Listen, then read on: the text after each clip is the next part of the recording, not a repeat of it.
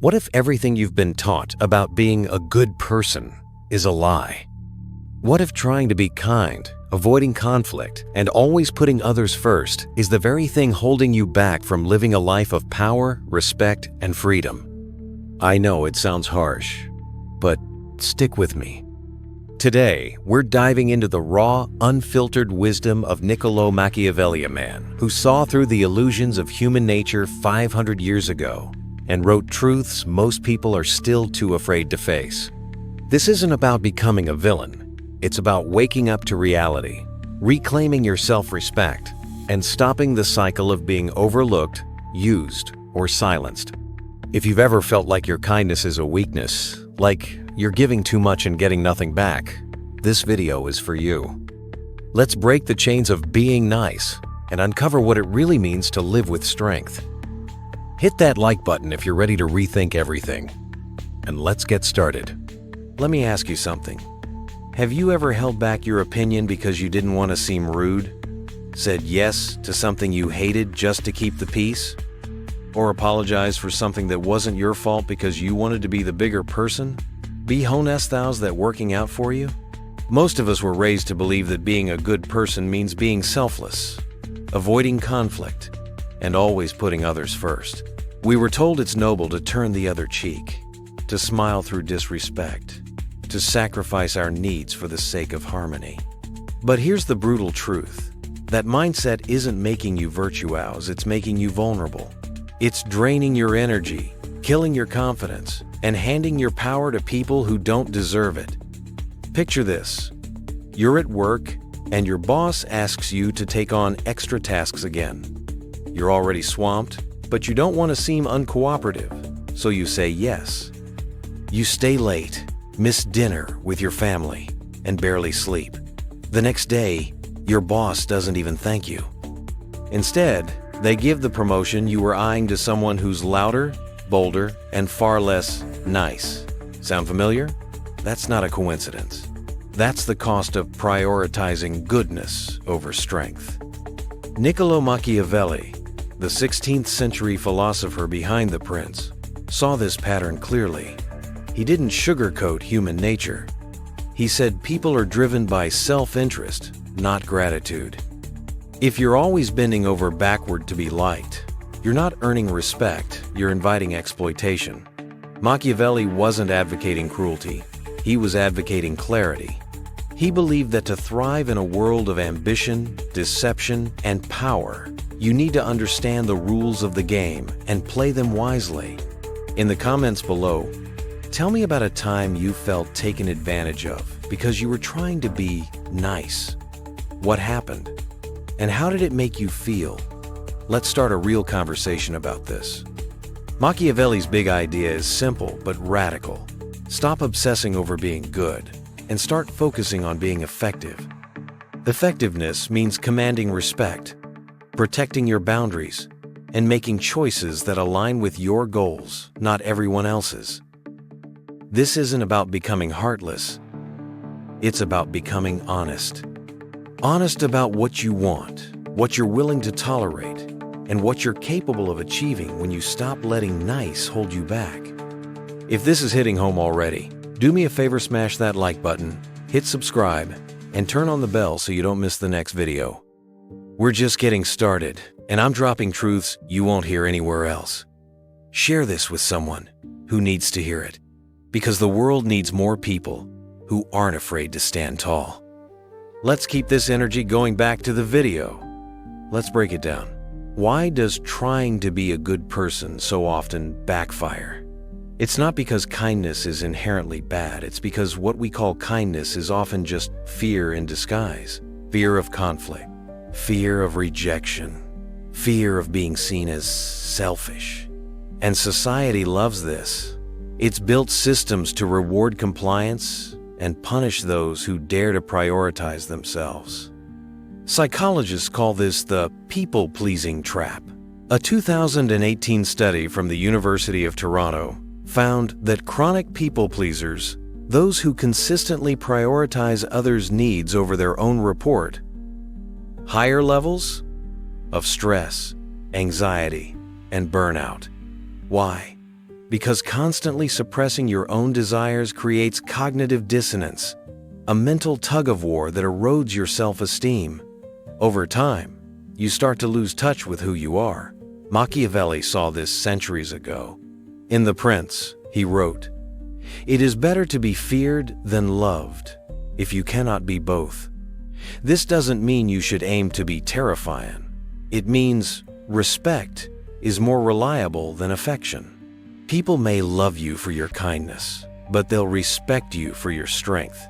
And respect lasts longer than fleeting gratitude.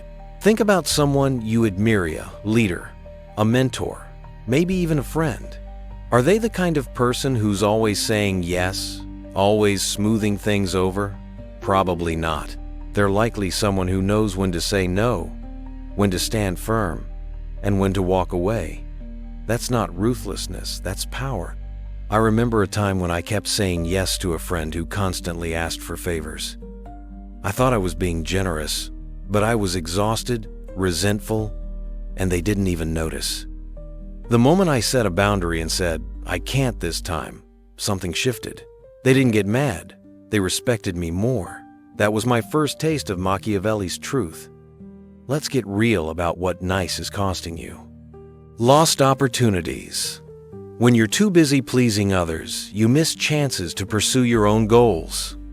That promotion, that dream project, that bold move, they go to the people who aren't afraid to ask for what they want. Eroded self-respect. Every time you let someone cross your boundaries, you're telling yourself your needs don't matter. Over time, that chips away at your confidence. Manipulation. People who sense your need to be liked will exploit it. They'll guilt, trip you, push you, and take more than you're willing to give. Let me tell you about Sarah, a woman I coached last year. Sarah was the ultimate good person. She volunteered for every task at work, never said no to her family, and always mediated her friends' drama. Everyone called her a saint until she burned out. She came to me in tears, saying, "I give everything, and no one cares." We dug into why she felt compelled to be so good. Turns out, she was terrified of being seen as selfish. Her whole identity was tied to being the one who never rocked the boat. Together, we worked on small steps, saying no to one request, speaking up in a meeting, admitting when she was upset. Within months, she was leading projects, setting boundaries, and here's the kicker: people respected her more, not less. Sarah didn't become cruel. She became clear. So, how to break free?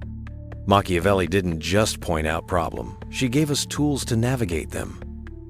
Here are 5 practical strategies, rooted in his philosophy, to stop being nice and start being powerful.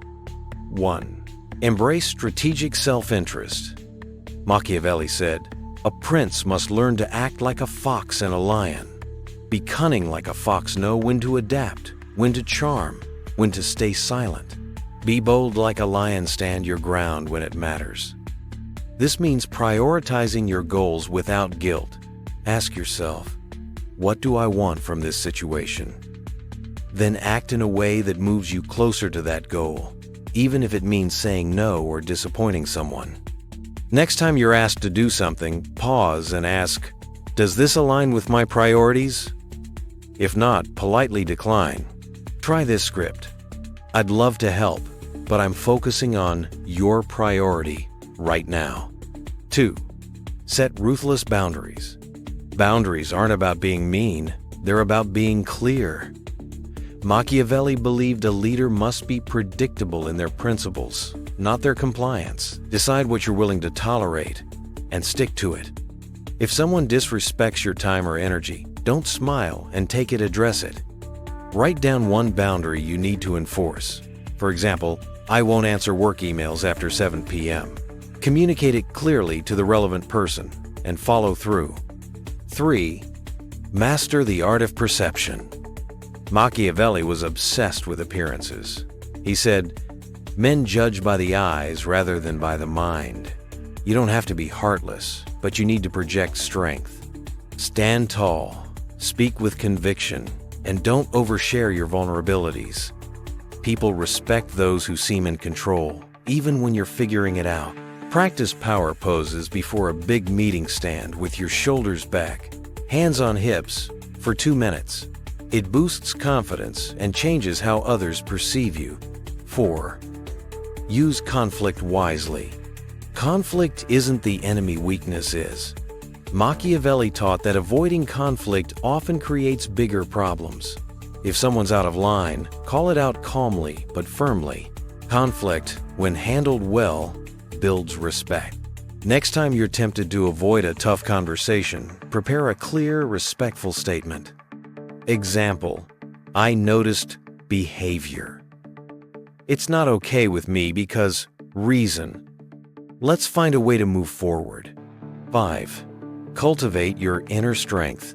Power starts within. Machiavelli admired leaders who were adaptable yet unshakable.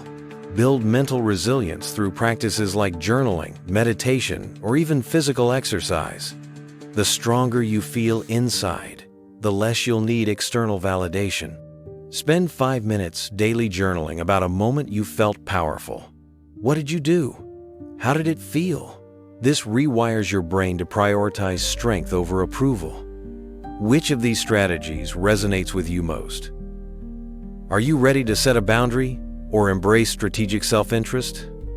Drop a comment and let me know what you're committing to try this week. And if you've got a story about a time you stood up for yourself, I'm all ears, share it below. Let's talk about what happens if you keep playing the good person role. If you don't break free from this trap, here's the reality you're signing up for. Chronic resentment. You'll feel bitter toward the people who take advantage of you, but deep down, you'll be angrier at yourself for letting it happen. Missed potential. Every time you prioritize someone else's needs, you're saying no to your own dreams. That book you want to write, that business you want to start, that life you imagine, it slips further away. Loss of identity. When you're always shape-shifting to please others, you lose touch with who you are. You become a reflection of everyone else's expectations, not a person with your own fire. A 2020 study in Personality and Social Psychology Bulletin found that people who suppress their authentic selves to avoid conflict experience lower life satisfaction and higher rates of depression. That's not just a feeling, that's your brain and body telling you something's wrong. I once knew a guy named Mark who was the poster child for nice. He never said no, always smiled, always helped. Everyone loved him until they didn't. When Mark finally asked for a favor, people brushed him off.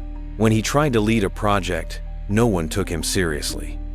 He came to me frustrated, saying, "I've given everything, and I'm invisible." Mark's problem wasn't his heart, it was his strategy. He thought being good would earn him loyalty, but it earned him obligation. Once he started saying no, owning his space, and acting with intention, his life changed. He got the respect he'd been chasing for years. The power of Machiavelli's way. Now, imagine the flip side. What happens when you stop trying to be good and start being effective? Unshakable confidence. When you prioritize your needs and protect your boundaries, you signal to yourself and the world that you're worth respecting. Authentic relationships. People who respect you for your strength, not your compliance, are the ones worth keeping. You'll attract allies, not users. Freedom to thrive. Without the weight of pleasing everyone, you'll have the energy and clarity to chase your goals, whether it's a career leap, a creative passion, or a life of purpose. Research from Stanford University shows that assertive individuals, those who express their needs clearly and confidently, are perceived as more competent and trustworthy. That's not just perception, that's power in action. Let's go back to Sarah, the woman I mentioned earlier. After she embraced Machiavelli's principles, she didn't just set boundaries, she transformed her life. She pitched a bold idea at work and got funding for it. She told her family she needed space for her own projects, and they respected her for it. Most importantly, she stopped feeling like a doormat. She told me, "I used to think strength meant being loud or aggressive. Now I know it's about being clear." That's the magic of Machiavelli's way. It's not about changing who you are. It's about unleashing who you've always been. How to start today. You don't need to overhaul your life overnight. Machiavelli was all about strategy, not impulsiveness. Here's a simple plan to begin. 1. Audit your yeses. For the next week, track every time you say yes to something. Ask yourself, am I doing this out of fear or alignment? If it's fear, practice saying no. 2. Own your space. In one interaction today, whether at work, with a friend, or even a stranger, speak with confidence. Use direct language, maintain eye contact, and don't apologize unless it's truly warranted. 3. Reflect on your power. Each night, write down one moment you felt strong or respected. What did you do differently? Build on that. What's one small step you're going to take today to stop being nice and start being powerful? Maybe it's saying no to a request or speaking up in a meeting. Share your plan in the comments, and let's hold each other accountable. If this video is speaking to your soul, don't keep it to yourself. Hit that like button, subscribe, and share it with someone who needs to hear this. Let's build a community of people who aren't afraid to live with strength and clarity. And drop a comment with, "I'm done being nice," to claim your power right now. Let's keep this fire burning. Today, we've unpacked the myth of being a good person and why it's holding you back. We dove into Machiavelli's wisdom: stop chasing approval, start commanding respect. We explored how people-pleasing drains your energy, how society rewards compliance, and how you can break free by embracing strategic self-interest, setting boundaries, and owning your power. Most importantly, we learned that strength isn't about being cruel, it's about being clear. Let me leave you with one last story. A few months ago, I decided to stop apologizing for things that weren't my fault. It sounds small, but it was a game changer. I used to say sorry reflexively when someone bumped into me, when I asked a question, when I disagreed. One day, I caught myself apologizing to a colleague for asking for a deadline extension I deserved. I stopped mid-sentence, took a breath, and said, "Actually, I need this by Friday to do my best work. Can we make that happen?" The response? Not only did they agree, but they started treating me with more respect. That tiny shift toning my voice changed how I show up in the world. Here's your challenge. For the next 24 hours, catch yourself before you say sorry or agree to something out of obligation. Replace it with a statement of clarity or strength. Try saying, "I need this," or "I'm not available for that." It'll feel uncomfortable at first, but that discomfort is growth. If you love this, check out my video on how to stop caring what people think. For more tools to reclaim your power, it's packed with strategies to silence self-doubt and live unapologetically. Thank you for watching. You're not just a viewer, you're part of a movement to live with courage and clarity. Drop a 111 in the comments to signal your commitment to breaking free from nice. I can't wait to hear your stories and see how you're stepping into your power. Until next time, stay strong, stay clear, and stop trying to be good, be effective. See you soon.